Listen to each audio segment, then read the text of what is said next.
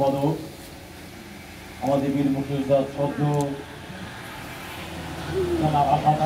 আহমেদ বক্তব্য রেখে আমাদের আরেক বীর মুক্তিযোদ্ধা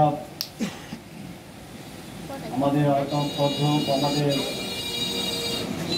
জনাব সিরাজউদ্দিন ব্যাপারে।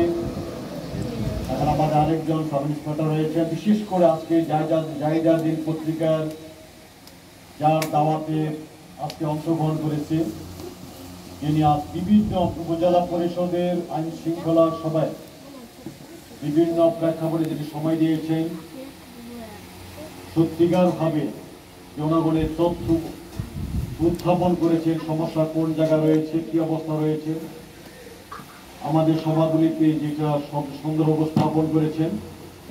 শুধু জাহিদাদিন পত্রিকা নয়, বিভিন্ন প্রেক্ষাপটে যেটা উপস্থাপন করেছেন জনাব আলহাজ সরকার। আফা সরকারের আজকের আমন্ত্রণে কিন্তু আজকের অনুষ্ঠান আমাদের এখানে আমাদের মনির সরকার, যিনি আমাদের ওয়াগাতে শ্রীপুরে আমাদের নেতৃত্ব দিচ্ছে, আমাদের ছোট ভাইয়ের আমাদের সাংবাদিক যখন অনেকে আছেন, আমাদের আলম বাবু অনেকে এসেছেন, আমাদের আলেম সমাজে অনেকে রয়েছে। আসলে আমি যেগুলো বলতে চাচ্ছি, আজকে জাহিদাদিন পত্রিকা একটা জিনিস সত্য,